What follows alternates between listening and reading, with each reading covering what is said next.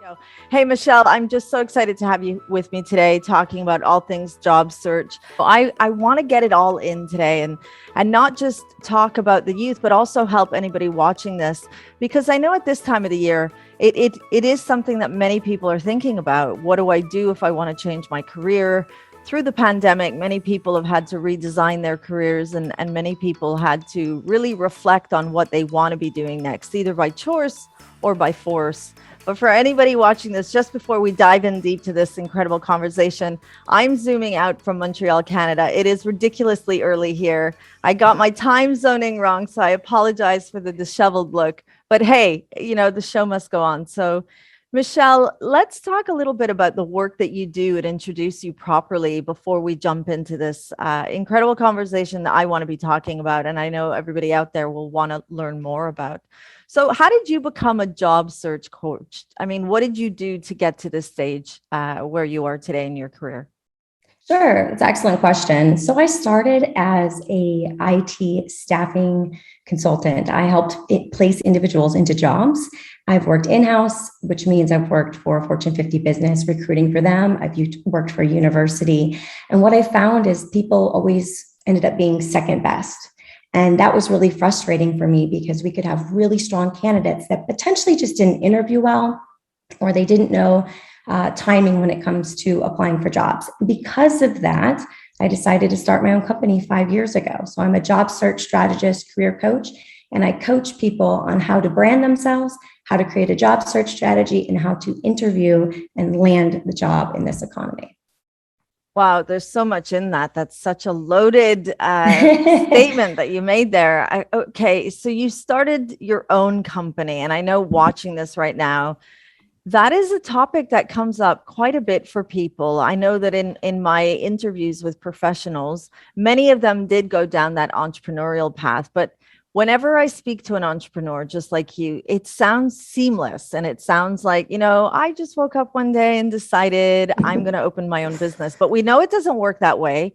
So maybe take us through the steps that you took, because I think in those steps, an audience member will say, okay, I'm not there yet, or now I know what to do next.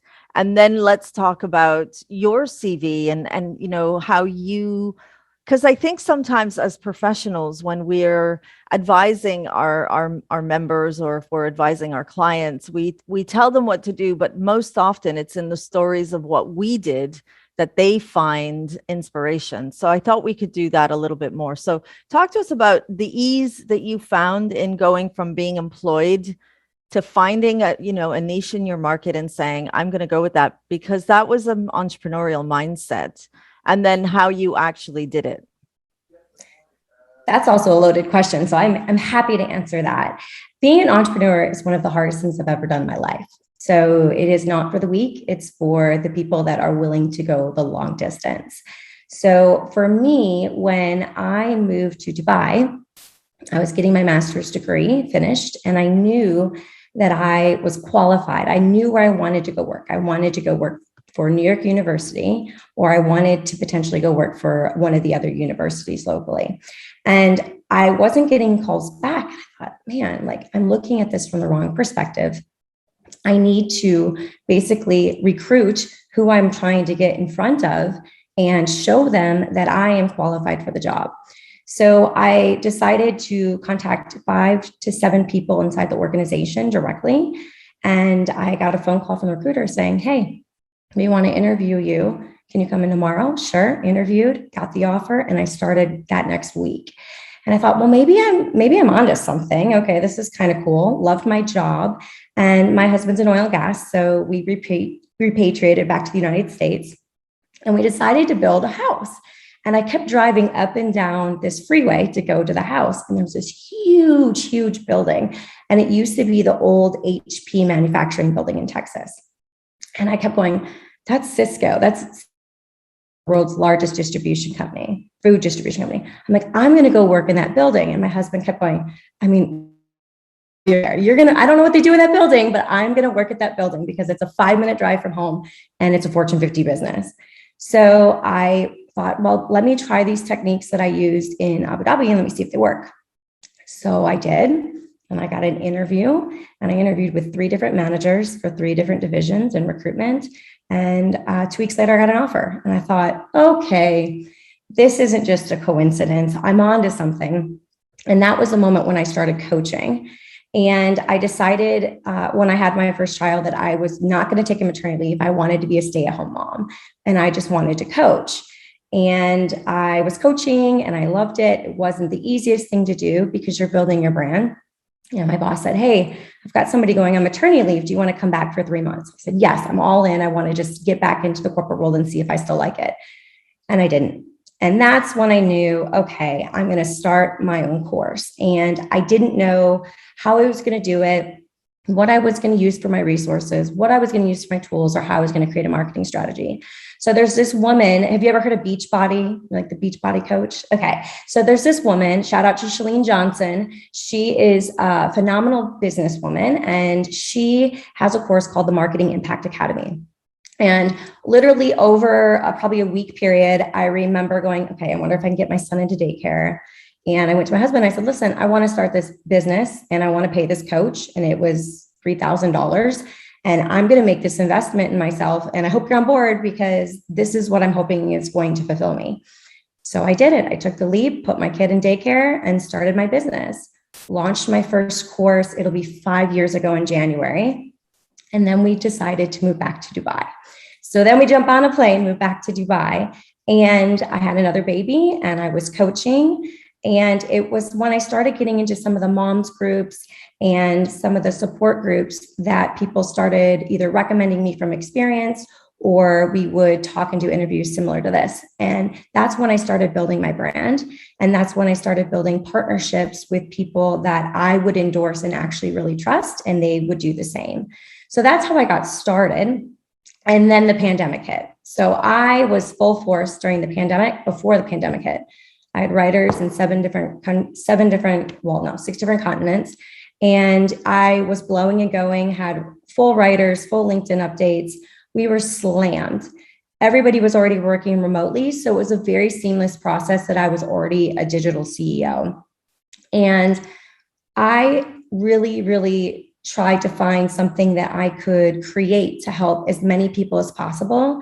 And so that I wasn't taking time away from my family, but still adding value. And that's why I just recorded 4 new courses in April and have been fine tuning them since then to really make an impact, whether it's to write a CV, to recreate your LinkedIn profile, interview strategies, and how to really stack the deck against other individuals and those hidden job markets, because 80% of positions aren't posted. So I created these online courses, and to say that I haven't invested in other coaching would be a lie. So one of the things that I've noticed is the more that I invest in myself, the more return that I get. So I invested in a coach in July, and I just upped again, and I'm on a program that I had to qualify for, which means I have to make a certain amount of income and work with a certain amount of people in order to figure out how to scale and grow my business. So it's been a journey, and it has its ups and downs, and we have, there's lots of learning curves along the way, but it's something that I'm full of gratitude that I'm able to do and to help so many people and get those goosebumps when you get the call of, I got that job at TikTok. I'm so glad I called you the day before my interview. So that's why I truly do what I do, is because you don't have to be second best. You can really practice and be really strategic with your time. You don't have to throw something on the wall to see it stick.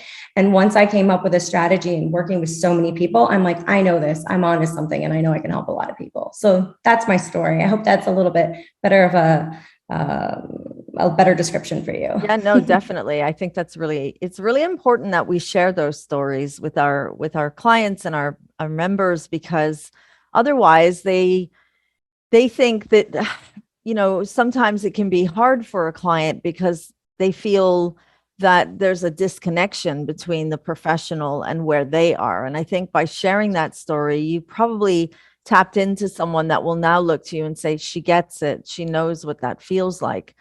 So let's dive into what we really want to be talking more about. And I know that I want to be helping the youth in understanding this process. And while we're doing that, I want to be helping people around the world who might be going through career challenges themselves. Like you said, most jobs are not advertised. How do you prepare a client for a job that they really want to get, but is not being advertised? And they're telling you, you know what, Michelle, I'm on LinkedIn all the time. I must have applied to hundreds of jobs. I'm not getting any bait. I paid someone to help me do a CV. I'm still not getting in. What kind of advice can you give to somebody going through a challenge like that right now? Sure, absolutely. And right now it's really, really difficult, right? Because you have talented individuals looking for a job. You have people that are just entering the workforce, and you have a large amount of people that have been laid off that could just be going through a bad experience due to the fact that there's not a demand in their market anymore. I lost my job during the housing crisis in 2010. And it taught me a lot. It taught me resilience. So I understand what individuals are going through. When it comes to how to strategically market yourself into that 80% of positions that aren't posted, I like to give an analogy. When you want to grow a plant, right? You want to grow something, you plant it in the fall, you water it, and you watch it grow in the spring. So I always say, be strategic. What are the top 10 companies you want to go to? Are they hiring? Are they not hiring? And yes, use LinkedIn, but LinkedIn is not the only resource. I love LinkedIn. It is absolutely fantastic, but there's also limitations. If organizations aren't paying to post on LinkedIn, or maybe they don't cycle in as fast, it's potentially getting posted on company websites or other resources before then. So what can we do of other resources besides just potentially applying to jobs? That would be, where can you post your resume? So there's niche websites. There's websites all over the world you can use, Monster Golf, bait.com, that are more Naraki Golf, that are more on the Middle East, and then Career Builder, recruiter.net in the United States. So there's a lot of different resources you can use where you can post your resume and see if you can attract talent. The other thing is building a brand. So the more search engine optimization you have on your LinkedIn profile, the better the odds are of somebody actually finding you, because they can search your previous employer, your current employer, and the college you went to in your major. So recruiters can niche down very quickly of what they're trying to find. You don't have to include open to work as public to everybody. You could actually make it confidential to recruiters only. And what that means are recruiters that are paying to search on the back end of LinkedIn using LinkedIn Recruiter, they can find you. So if you put that you're open to work, that's another great resource. But I always like to say, consider your audience. There's not a lot of time in the day, if you've posted a job as a hiring manager, where people can actually go ahead and say, oh, let me look through all this in-mail I just got, or, oh, I can look at all these people that have messaged me, right? Like, they know that there's an open position. So what I would say for those is, what are those things that you can do that make you not a dime a dozen? When could you message? Is it a time of day? Is it through LinkedIn? Is it through another resource? How do you find that information? And that's what we get into when we start talking about the specific strategies. And then for the hidden job market, I always say you got to land your brand. So for millennials, let's say, for example, or individuals who are just graduating from college, you might decide to pivot. And what I would say is, try to get some experience, whether it's leveling up your education, doing a certification, or getting experience. You can go to Fiverr.com, Upwork.com, take on some projects for some sample work and start posting about it. So these are a few of the different things that you can do, and then your messaging. So you have to consider, when I message somebody, I don't say, attached is my resume, please take a look and let me know if I'm a fit. You got to create that story. Here's who I am. Here's a value I can add. Maybe this doesn't fit for you, but if you know somebody that it works for, I would greatly appreciate you passing it on. People don't want to open your CV to know what is your skill set. They can't read your mind. So create a very short, quick, can I read this in 20 seconds and know what to do, and give them a call to action on where to send your CV next if it's not for that person. Amazing. So give us an example. I mean, listening right now, we're thinking, Yeah. how do I do that? How do I do that? How do I take everything that I do and make it into a 20-second clip? So can you give us an example of what an ideal snippet would be for somebody watching? Sure. So, for example, if I found a job that I wanted, or maybe there isn't a job that's actually, I am a digital marketing expert, I would put in the title, digital marketing expert dash your name dash referral or ready to work. And then in the email, I would say, hey, I've always wanted to work for TikTok. I see that you're not hiring right now, but if you're ever looking for somebody that that can tenfold your expenditures on small businesses, that can build your brand in a new market, that can, and just do a few bullets, I would love to talk further and would love to connect. Attached as my CV, I'm available in XYZ, so I'm available in a certain amount of time. And then you just put, let's connect on LinkedIn. And what you're doing is they might not reply to your email. They might not open your CV, but they're nosy. So 97% of key decision makers are going to click on that LinkedIn and they're going to go look at your LinkedIn profile, and they're nosy Nancy's and they want to see what you're doing. And if you were doing a digital marketing expert or a digital marketing student, I'd want to go, what kind of portfolio do they have? What have they posted inside LinkedIn that can really create a brand for them? Students as young as 14 can create a profile on LinkedIn. And it's something that people aren't utilizing enough to really build an experience when they're looking for a job for the people that would be considering them for new positions. Thank you for bringing up the teenagers, because that's exactly where I want to be going next. Yeah. Young people right now are really thinking in terms of what they want to be studying at school. The education system really pushes them down that pathway and to focus on your academics, go off to university, so on and so forth. We can go on forever. However, at the same time, we have individuals like yourself saying, pay attention, you can start your LinkedIn profile. What can a young person start thinking about, even if they won't plan on going into their careers for the next few years? How can they start getting competitive as young as 15 or 16? Sure, absolutely. So I actually teach this at some of the local high schools in Dubai, and I've also taught it in Texas.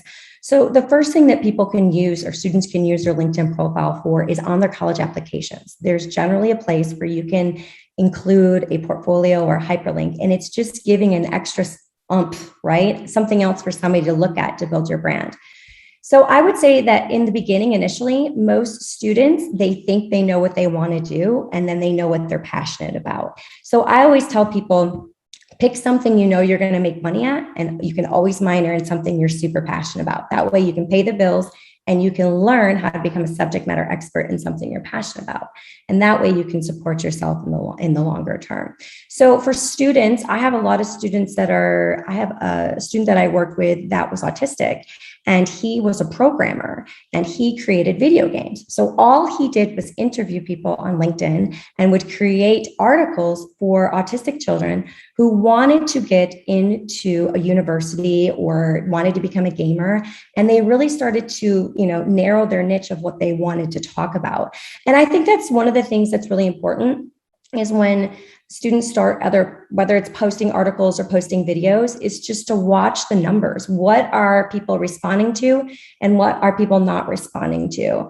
And if you have the etiquette to treat it like something that you can grow from scratch, it's amazing how quickly, I've worked with doctors that are pre-med and they're just build a following and they're talking about all the future of medicine. And when they go out and they start that process of actually getting to work in medicine, they already have an audience. So I would say find a niche, try to become an SME, share things, create new ideas.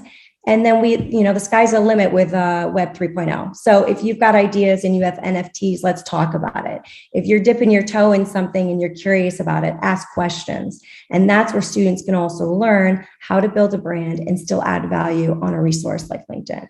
700 million people. That's pretty incredible that, you can reach that many people so quickly. Totally incredible. Building a brand, how you make it sound so easy, Michele. Give us some tips for that young person watching this thinking, how do I build a brand? That's a big topic, but what would you say are your top 3 tips to building a brand? And I want to clarify, by building a brand, I'm not just talking about your company. I think let's talk about the individual, because we are our brand, aren't we? Yeah. So how does a young person or a weathered career person make sure that what they're representing, say on LinkedIn, is actually the brand that they're consciously wanting to represent? Yeah, because people evolve too, right? So this is where you are and where you're going to be in 10 years, where I'm going to be in 5 years. It's going to be in a different spot. We all evolve, right? So we could use the Oprah's or a low context example. So if you go to any international airport and you see a toilet sign or a male or female sign, you know it's generally a restroom, right? So I would say keep it as basic as possible. Your name is your brand, 100%.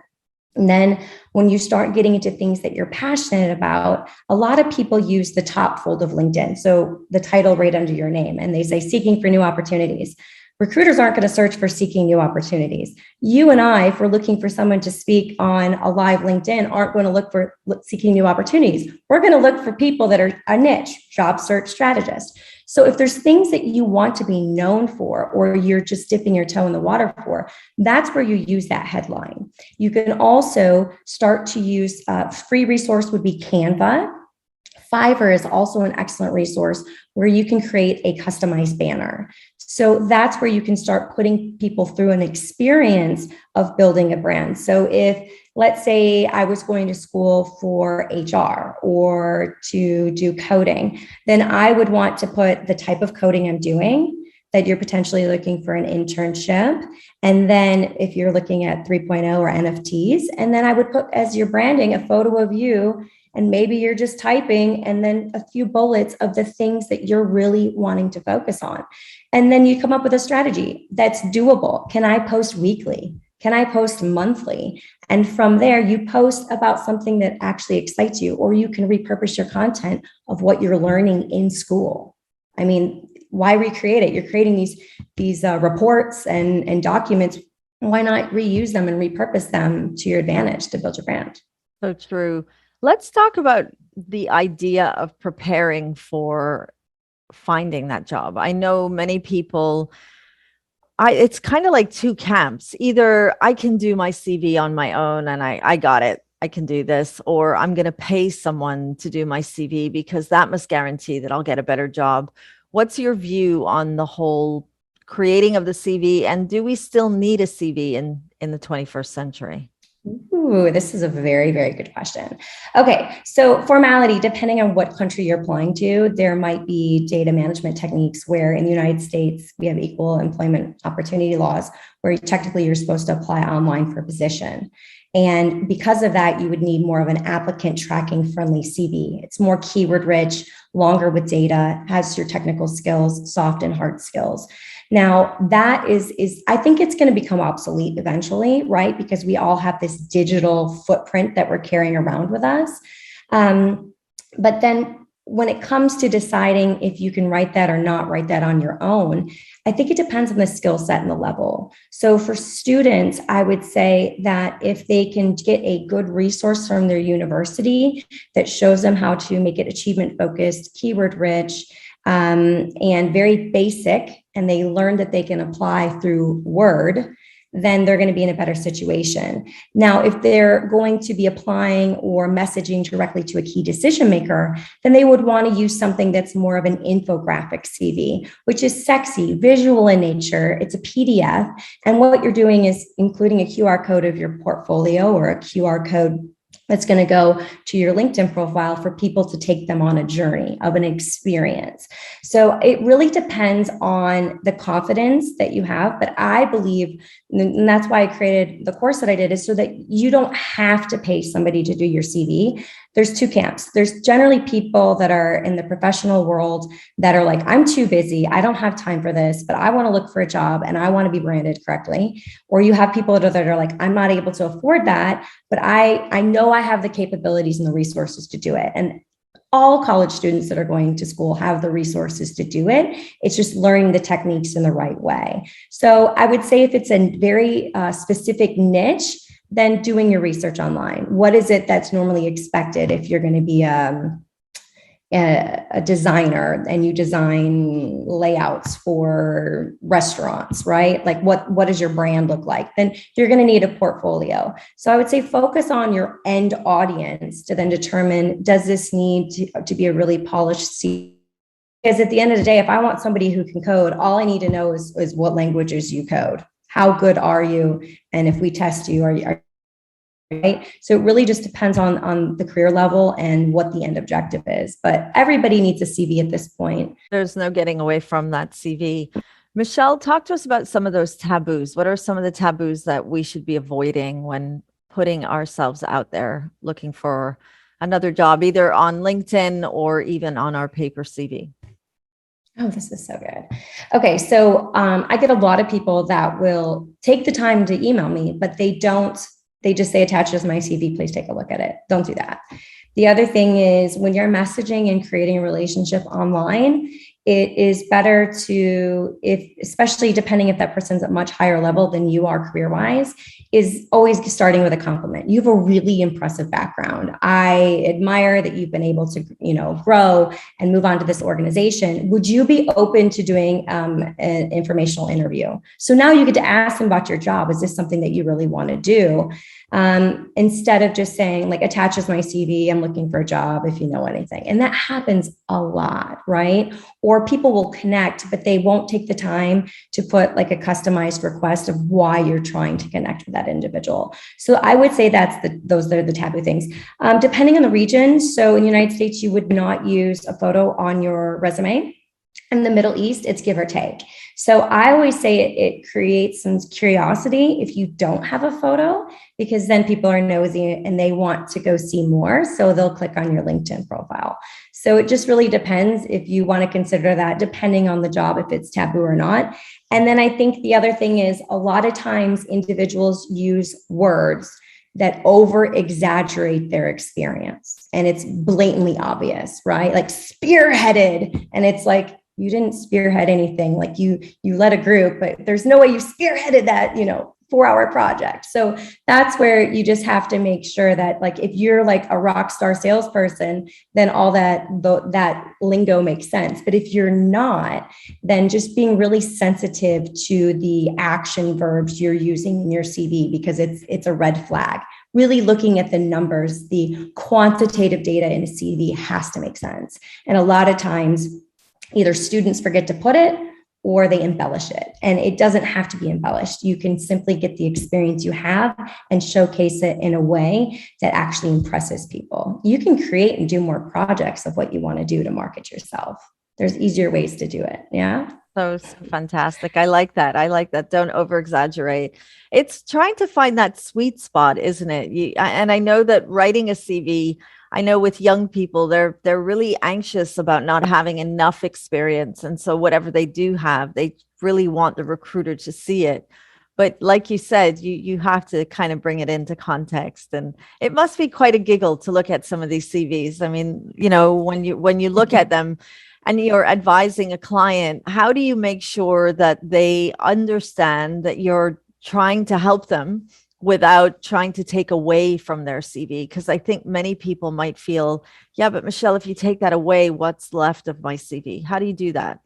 This is a really great question. So I would say you're not married to your CV. You have the version of it that you think that works. Try something different. Like I'm not doing this for artistic fulfillment. I'm doing this so that I can help you brand yourself properly. So if you try something different, it feels uncomfortable. Like I'm really nervous to send this email, or I'm really nervous to make these changes on my CV, or that number seems really, really small. I don't want to put it out there. It's one of those things where you're actually just trying something different. If what you're doing isn't working and you keep doing the same thing, expecting different results, that's insanity.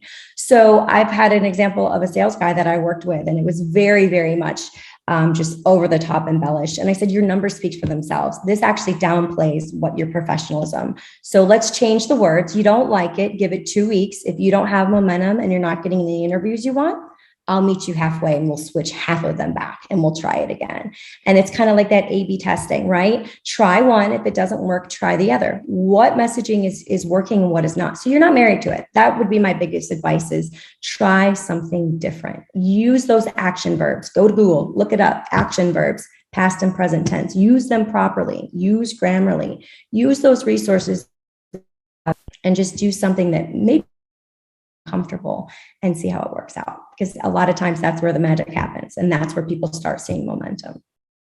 And also it almost sounds like we have to be ready to be vulnerable, don't we? We have to be ready, because applying for a job is probably one of the hardest things that people will be doing in their lives.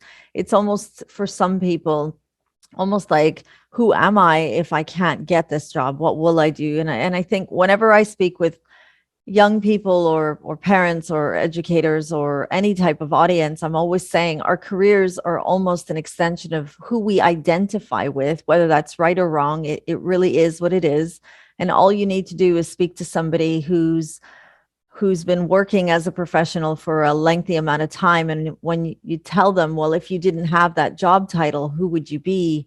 It's a real, oh, I don't know. I really have to think about that question. So, how do you help somebody? And I know that we're coming right to the end of this, and I want to ask all these really juicy questions, but we're definitely going to have to take some of these questions offline. But how do you help somebody who's just lost their job, not quite sure how to get back into the game again?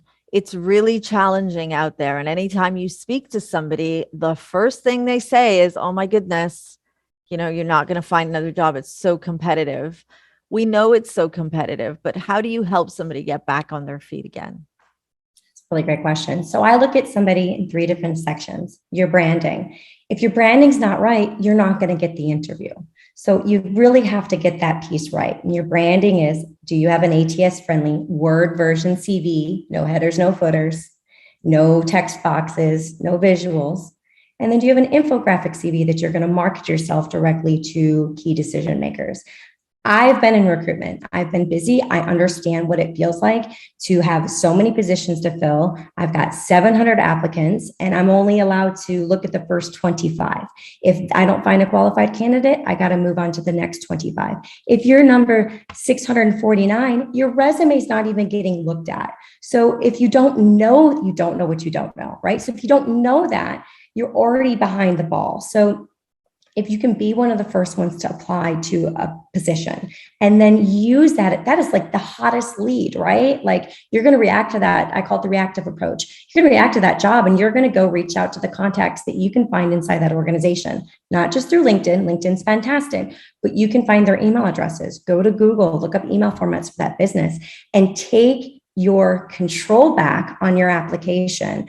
And listen, at the end of the day, there are fines that come for some companies if they do go around the system, but it's happening every single day. So plant those seeds, think about where you want to go work and what you actually want to go do, and spend half of your time, if you don't have a job that's exciting to you, that you literally not throw something at it and see if it sticks.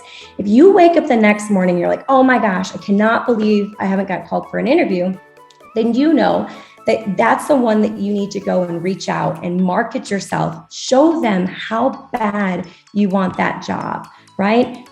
Create an article, share it with the people that are interested. So create a strategy to be very strategic with your time.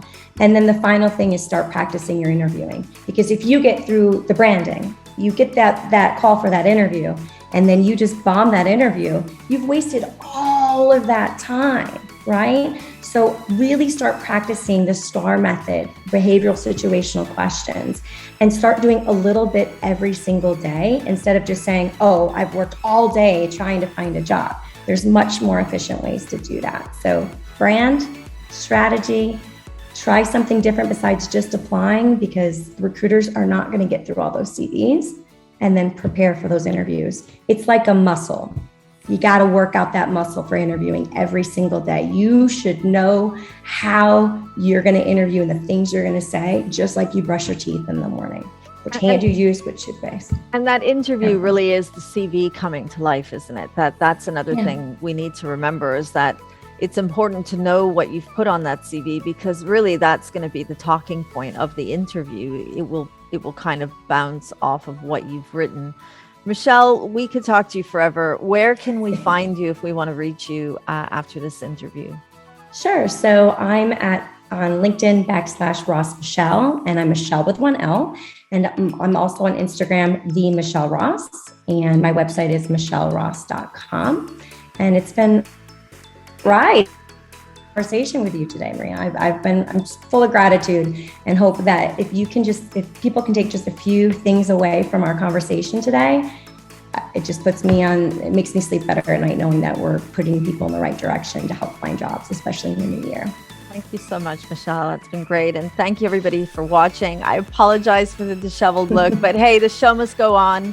That's how committed and dedicated I am to making sure that young people and all people are really getting the most that they can, gaining those skills. So keep watching. Let's talk careers with Miss V. Lots more to come in the new year. If I don't see you until then, have a great holiday, and I'll see you soon.